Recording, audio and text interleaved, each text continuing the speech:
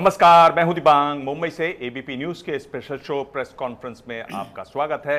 हमारे आज के खास मेहमान शिवसेना के दिग्गज नेता, राज्यसभा के सांसद, उद्धव ठाकरे के बेहद करीबी और बाला साहेब ठाकरे के बाद सामना में सबसे तीखे संपादकीय लिखने वाले संजय राउत। आपका स्वागत है। नमस्कार।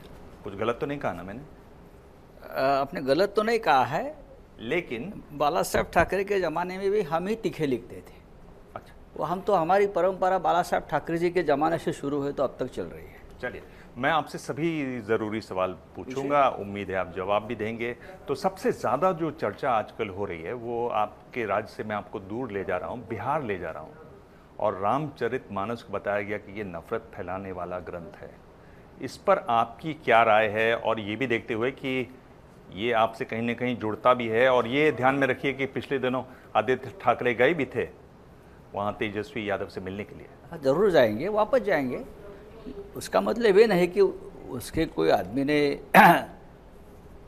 प्रभु श्री राम के बारे में या और किसी भगवान के बारे में कहा तो हम उसका समर्थन करेंगे। जो गलत है वो गलत है। जो बात आपको समझ में नहीं आती है, आप उसके बारे में बात मत करिए। राजनीति में आप राजनीति करिए। अब प्रभु श्री राम क्या है, रामचरितमानस क्या है, वो पूरे देश को, पूरे विश्व को मालूम है। और वही रामचरितमानस ने देश में इतना बड़ा राजनीति की उथल पुथल कर दी है। तो आपका जो अज्ञान है वो आप लोगों के सामने क्यों लाते हो? रामचरितमानस हमारा एक श्रद्धा का विषय है और हमेशा रहेगा। उसमें कोई कॉम्प्रोमाइज़ नहीं होती है। ये एक ताज़ा जो चर्चा है दिल्ली में कि मंत्रिमंडल का विस्तार होगा और उसमें शिंदे गुट के लोग शामिल होंगे, मतलब क्या अब ये वो पूरी तरह से हो जाएंगे वहाँ के? कैसे देखते हैं आप इसको? बात ऐसे कि जो लोग अब हमसे बिछड़ गए हैं, टूट गए हैं, अब उनकी राजनीति करेंगे। ये राजनीति उनकी नहीं है, राजनीति बीजेपी की है कि शिवसेना को तोड़ो, शिवसेना को ख़त्म करो। महाराष्ट्र की राजनीति में शिवसेना का जो प्रतिष्ठा और ताकत है उसको ख़त्म करिए। जब तक शिवसेना ख़त्म नहीं होते है तब तक बीजेपी के जो इरादे हैं महाराष्ट्र में खड़े रहने के, वो पूरे नहीं होंगे। लेकिन सांसद और विधायक तोड़ने से कोई भी पार्टी ख़त्म नहीं होती।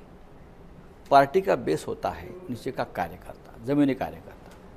और शिवसेना का ये जो केडर बेस, जो हमारी ताकत है, वो इतनी बड़ी है।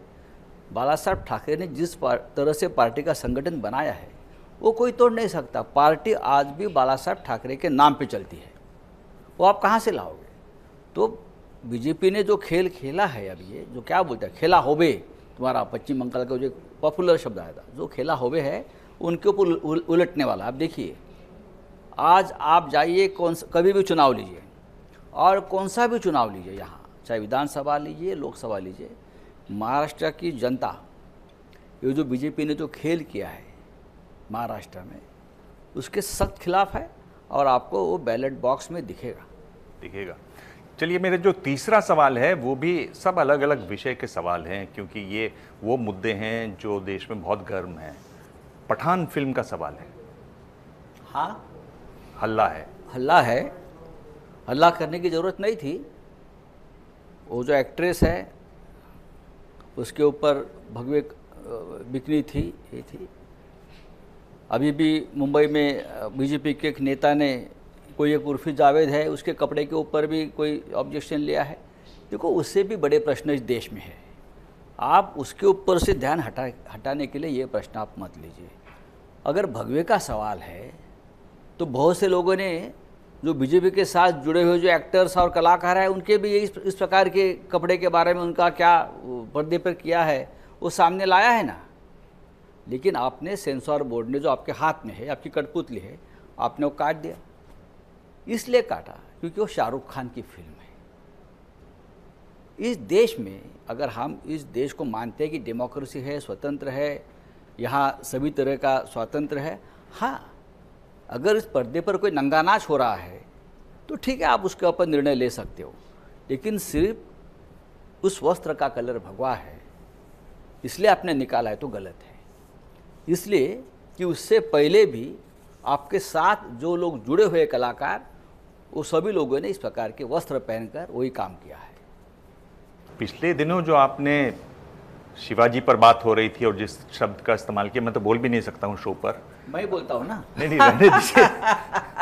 मैं ये बोल रहा हूं कि ये कहां से आता है? आपको गुस्सा है या आपको ये एक तरीके से लत है कि ऐसे शब्द बोलने हैं? लत की बात क्या है? या आपको अंदर से आप बोल नहीं पाते हैं ठीक से, इसलिए आप ऐसे शब्दों का सहारा लेते हैं? मैं क्या जानना किया? चाह रहा हूं। छत्रपति शिवाजी महाराज का अपमान अगर होता है, छत्रपति शिवाजी महाराज का अपमान अगर महाराष्ट्र में होता है और वो कोई मंत्री करता है या संवैधानिक पद पर बैठा हुआ आदमी करता है, तो उसके खिलाफ हम अगर आवाज़ उठाए तो उसमें गलत क्या है? जिस भाषा का मैंने इस्तेमाल किया है वो तो हमारे दिन के प्रचलित शब्द है महाराष्ट्र मराठी के। ऐसे उसमें कोई आपको लगता है वो अनपार्लियामेंट्री वर्ड है, लेकिन नहीं।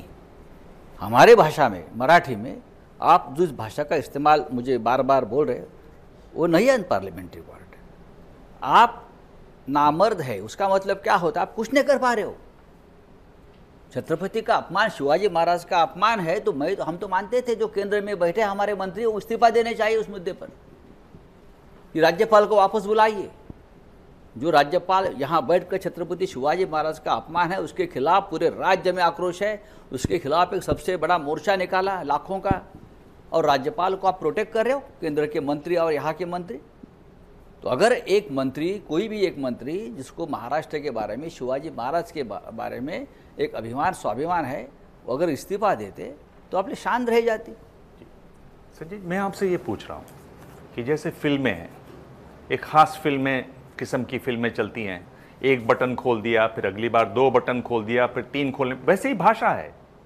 आपने एक शब्द का इस्तेमाल किया, वो तो अब सुन लिया, अब उससे आगे एक आपने और शब्द का इस्तेमाल किया था, आपने कहा मैं तो नॉटी कहना चाह रहा था। हाँ। फिर आप और आगे, तो ये तो फिर स्तर आपको बहुत नीचे जाना पड़ेगा। ये आपको एहसास है कि नहीं? है ना, एहसास क्यों नहीं है? लेकिन आप हमारी भाषा पर ही क्यों आ रहे हो? सामने जिस भाषा का इस्तेमाल होता है वो भाषा कौन सी आपने कभी देखा? अगर कोई व्यक्ति मुंबई की तुलना पाकिस्तान से करती है तो क्या हम लोग चुप बैठे?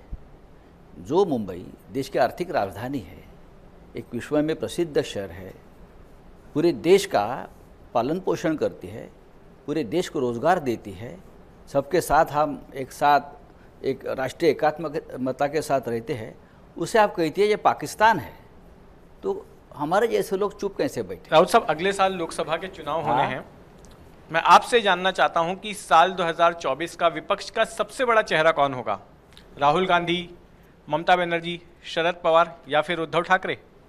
देखिए, उद्धव ठाकरे साहब तो हमेशा एक चेहरा इस देश में बने हैं। जब से वो महाराष्ट्र के मुख्यमंत्री बने, एक सरकार बने महाराष्ट्र विकास आघाड़ी की, जो कांग्रेस, एनसीपी, शिवसेना और सरकार चलाई भी।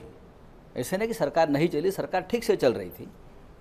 अभी तो मुझे लगता है जिस तरह से राहुल गांधी पूरे देश में एक यात्रा लेकर, भारत जोड़ो यात्रा लेकर कन्याकुमारी से कश्मीर तक चल रहे हैं, जा रहे हैं, उनको जो रिस्पांस मिल रहा है, तो ज़रूर आज सबके सामने राहुल गांधी एक चेहरा बन गया है, वो मानना पड़ेगा। आपको नहीं लगा कि जो सरकार आपकी गिरी, यानी आप तो पूरे छाए हुए थे, आपके नाक के नीचे से इतने लोग निकल गए और चले भी गए और बहुत दूर चले गए और आप देखते रह गए, हाथ मलते रह गए? हम हाथ मलते नहीं रह गए। कैसे हुआ ये बात? अगर मेरे पास केंद्र में सरकार होती है और मेरे पास ईडी, सीबीआई जैसी एजेंसी होती तो मैं शिवसेना की सरकार पूरे देश में लाता। पूरे देश में लाते? हाँ, उसमें क्या है? उसमें क्या है? ईडी आज सबसे बड़ी तो राजनीतिक खिलाड़ी कौन है? केंद्र के हाथ में या राज्यों के हाथ में।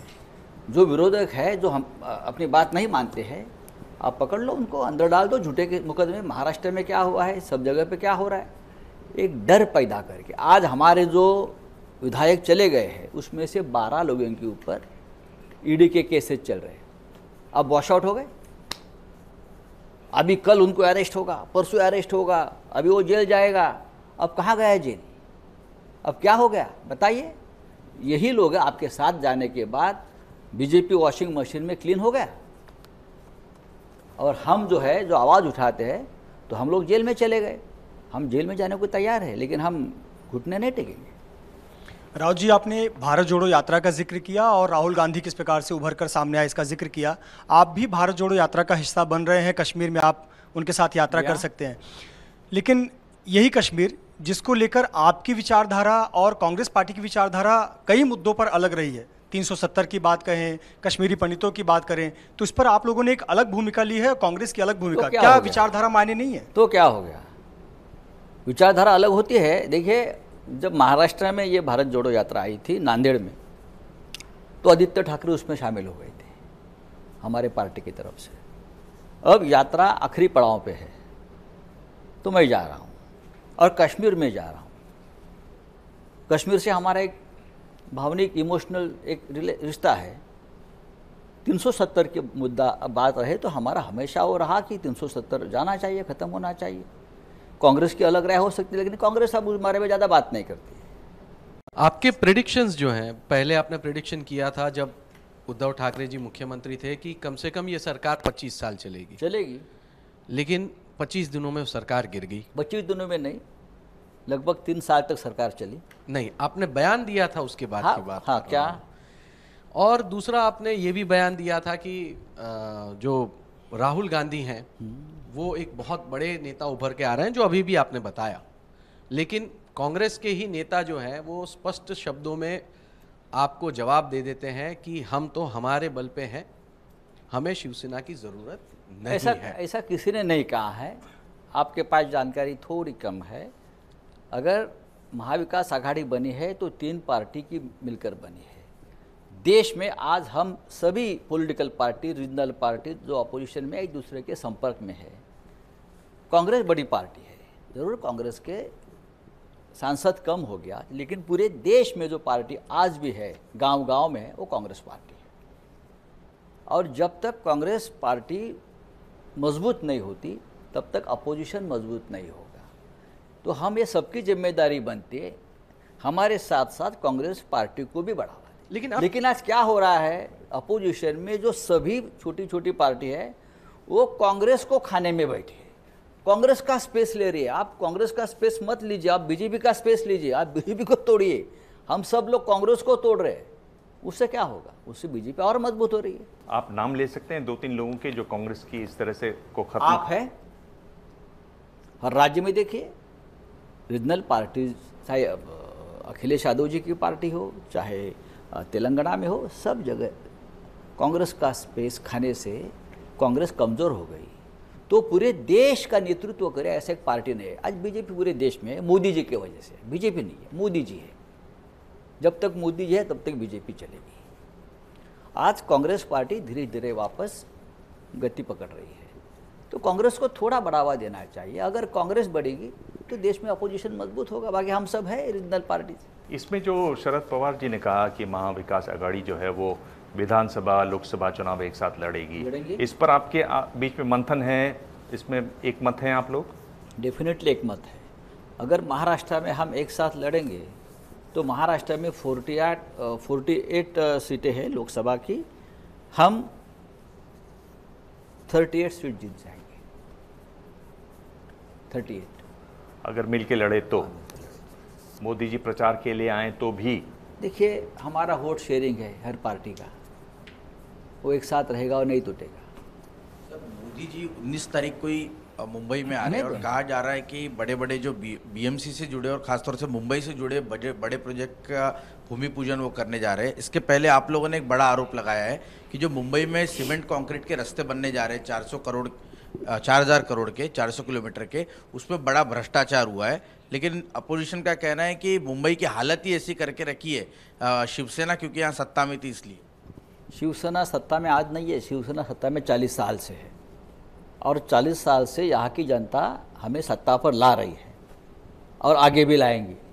आप चुनाव लेने से क्यों डर रहे हो मुंबई महानगर पालिका? हम तो चैलेंज कर रहे हैं, अभी चुनाव लीजिए। राउत जी, शिवसेना प्रकाश अंबेडकर जी की पार्टी के साथ हाथ मिला रही है, क्या प्रकाश अंबेडकर पे भरोसा कर सकती है शिवसेना? देखिए, प्रकाश अंबेडकर जी के साथ हमारा, उनके परिवार के साथ, डॉक्टर बाबा साहब अंबेडकर और ठाकरे परिवार का आपको मालूम है एक बहुत पुराना रिश्ता है। बाला साहब के पिताजी जो बहुत बड़े सोशल रिफॉर्मर थे, प्रबोधनकार ठाकरे और बाबा साहब आम्बेडकर में बहुत अच्छे रिश्ते थे, दोस्ताना था। तो आप उनके दोनों के पोते आकर कुछ राजनीति करना चाहते हैं इस देश में, जैसे हम महाराष्ट्र में उसको बोलते हैं शिव शक्ति एंड भीम शक्ति। और आज भी अंबेडकर नाम का एक ताकत है इस देश में और महाराष्ट्र में। और प्रकाश अंबेडकर जब हम एक साथ आते हैं तो ज़रूर लोगों के पेट में दर्द शुरू हुआ है, लेकिन प्रकाश अंबेडकर जी और शिवसेना एक साथ आएंगे और चुनाव लड़ेंगे, और सभी चुनाव हम एक साथ लड़ेंगे। संजय जी, आप 3 महीने जेल में रहे। जी हाँ। और उसके बाद कहा गया कि ये लीगल है। हाँ अभी छंट हुआ, यानी आपको निशाना बनाया गया। जी हाँ। पर वो 3 महीने तो वापस आएंगे नहीं आपके, वो तो गए। क्या सीखा आपने, क्या आपको क्या सबक मिला? मैं अगर आपको सबक लेने की जरूरत, सबक तो सरकार को लेनी चाहिए। नहीं, आपको क्या महसूस हुआ? आप ऐसा, अगर आपने कभी आत्मचिंतन किया हो इस पूरे 3 महीने के बारे में? देखिए, आत्मचिंतन तो यही किया, अगर आप अन्याय के खिलाफ लड़ते हो, अगर आप अपने पार्टी की विचारधारा लेकर सामने जा रहे हो और सामने वाला जो आपका राजनीतिक दुश्मन है वो डेमोक्रेसी मानने को तैयार नहीं, वो तानाशाह है, तो आपको अगर प्राण भी गंवाए पड़े तो आपको लड़ना है। जेल तो छोटी बात है। देखिए, आपके पास इतना भारी बहुमत, आपको डरने की ज़रूरत नहीं है। इस देश में जो शासन रहा है हमेशा, पंडित नेहरू से लेकर अटल बिहारी वाजपेयी तक या मनमोहन सिंह तक, किसी ने डराया नहीं, किसी को धमकाया नहीं। मनमोहन सिंह का शासन हो या राव साहब का शासन हो, ये तो अल्पमत में था, उनके पास पूरा मेजोरिटी भी नहीं था, फिर भी वो लोग डरे नहीं। तो आप क्यों डरते हो? संजय जी, आपने शुरुआत में ये कहा कि ईडी अगर आपके पास होती तो पूरे भारत में आप शिवसेना की सरकार लाते।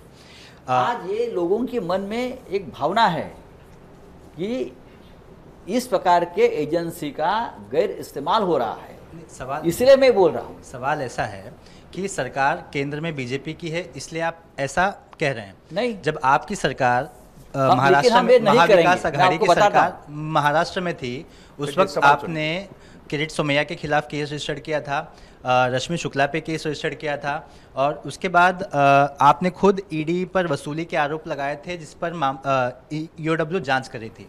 लेकिन आज आलम यह है कि रश्मि शुक्ला के टैपिंग केस में कुछ मिला नहीं। नहीं मिला नहीं, में किरीट से सोमैया सरकार को- बदलने के बाद केस ही बंद कर दिया। किरीट सोमैया अब को जांच almost- करनी चाहिए थी, जो जांच चल रही थी वो आप पूरी कर लीजिए ना। एक जांच चल रही है, हमारे सबके फ़ोन टैप हो गए हैं, ये मैं नहीं बोल रहा था, मुझे भी मालूम नहीं था, एविडेंस सामने आए हैं। बात किरीट सोमैया की है, आपने तो उसको क्लीन चिट दे दी, अब जांच पूरी तो कर लीजिए।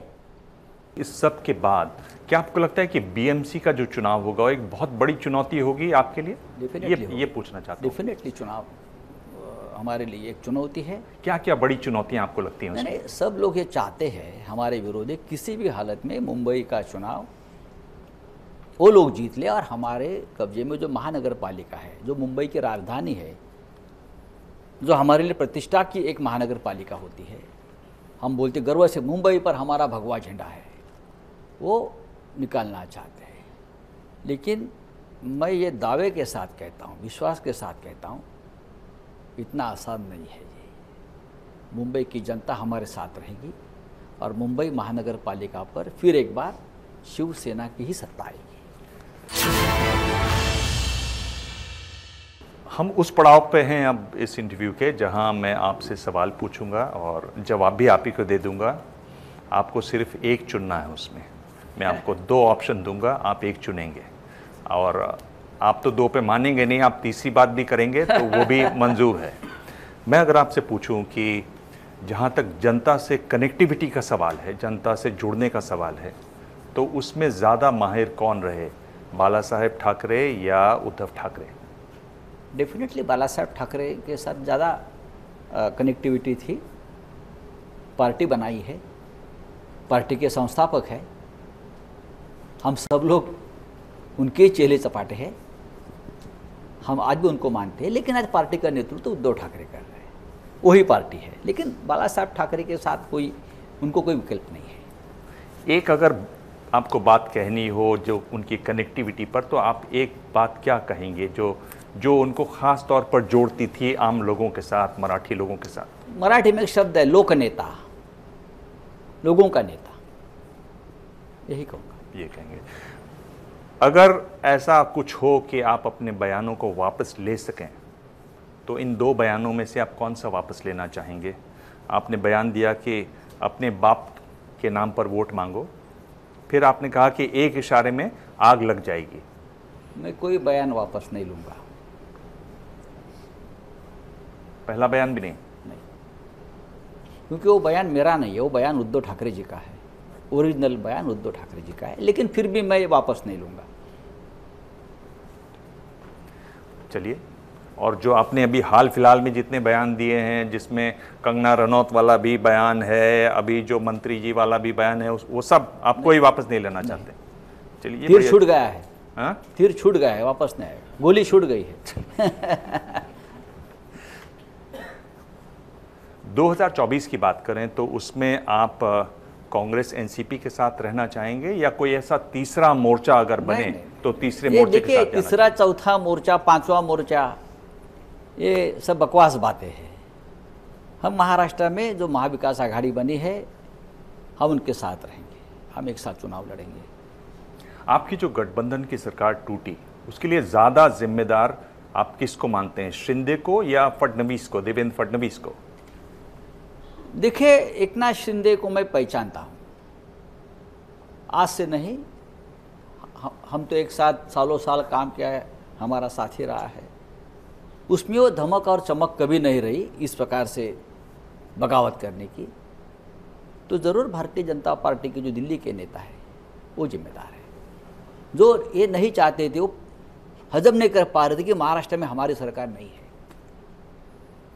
तो आपने एक तरीके से फडणवीस पर भी आपने उंगली उठाई नहीं, आपने सीधा दिल्ली चले गए आप। हाँ, पूरा क्या बोलता है, डीलिंग तो दिल्ली में हुआ ना, इसलिए तो सूरत सुना ना। अगर शिंदे की वापसी होनी हो तो क्या आप मुख्यमंत्री पद देने को तैयार होंगे या अध्यक्ष पद देने को तैयार होंगे? अध्यक्ष पद की बात ही नहीं, पार्टी जो है, पार्टी के प्रमुख उद्धव ठाकरे ही है और रहेंगे। चाहे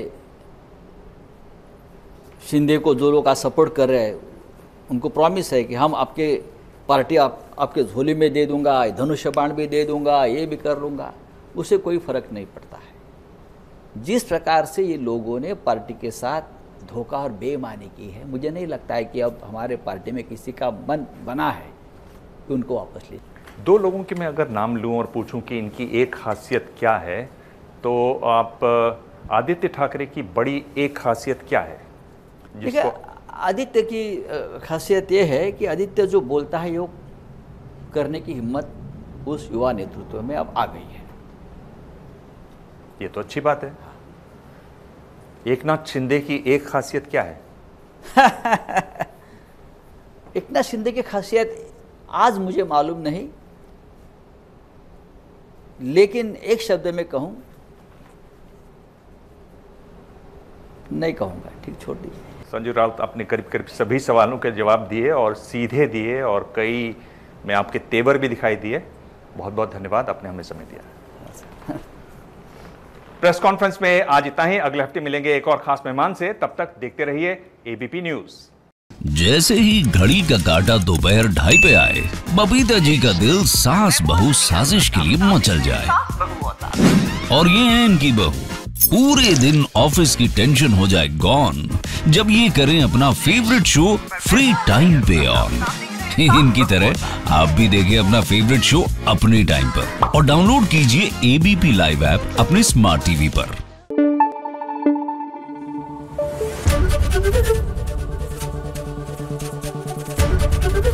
एबीपी न्यूज आपको रखे आगे।